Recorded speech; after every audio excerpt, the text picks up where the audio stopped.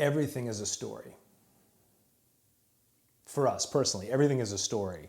You know, when we think about events throughout our life, when we think about things that are happening yesterday, things that will happen tomorrow, what we're really anticipating are events, moments in time.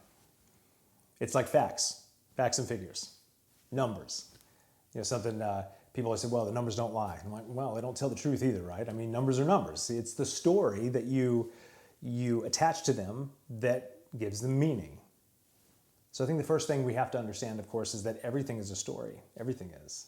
You know, when we think about the future, we have to recognize that's a story that's being created right now. But more importantly, before we can really do that, we have to recognize that throughout our past, we have another story.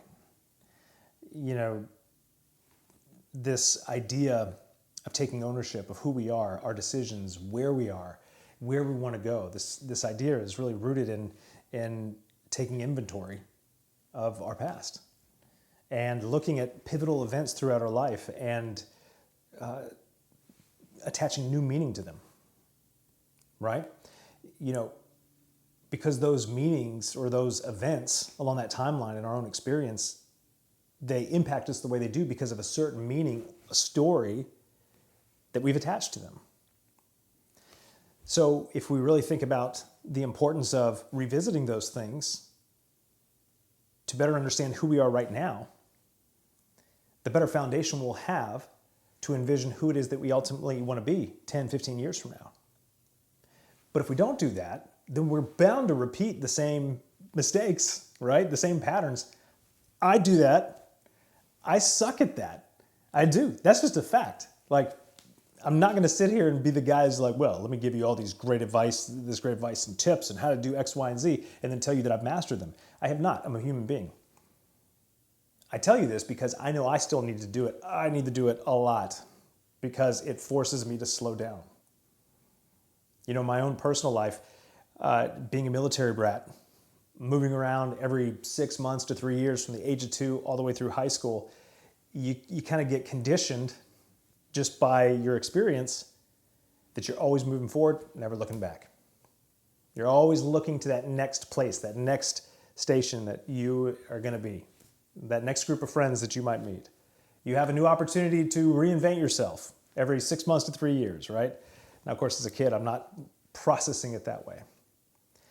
But my experience, the way that I would, you know, make sense of this kind of chaotic lifestyle is I created a story, which is what every human does, whether they realize it or not. I created a story in my own mind about my experiences and how it shaped who I am. Now, my story when I was a senior in high school about my past is very different than my story now when I reflect on my past, because I recognize things that I didn't recognize before. This practice in particular is especially powerful for me. I actually had to do this recently. And I realized that I don't spend enough time in reflection. I'm always on a mission. I'm always going forward, like, 90 to nothing, burning through. Because I want to do stuff, create stuff, build stuff.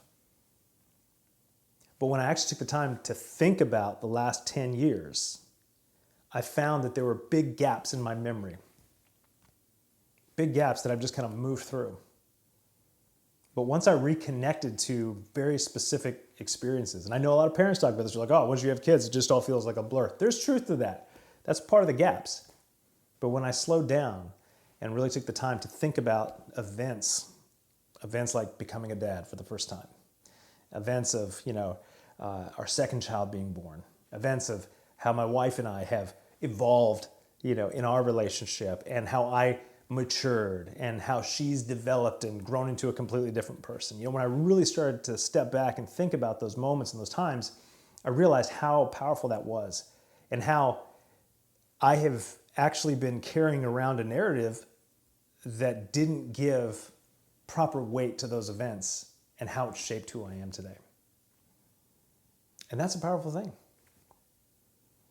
And again, I know it may sound funny, a futurist talking about why we need to reflect on the past, but the reality is that the only thing that we can control when it comes to the future is the actions that we take today. So the question that I would ask, I have to ask myself this, is do I want to be connected? Do I want to be in tune with who I am today, understanding the things that have made me who I am today at this moment in time,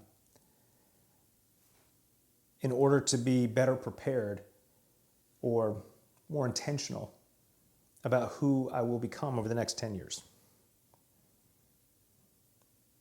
That's the question I have to ask myself. Do I succeed at this all the time? No. But that's why I have to do it over and over again.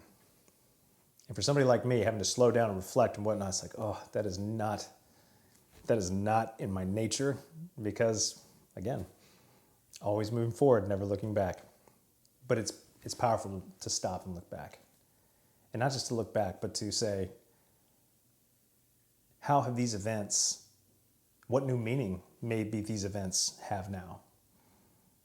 I still learn lessons from things that happened 5-6 years ago that, maybe the way it meant something to me last year, it means something to me in a completely different way now. Reflection is powerful.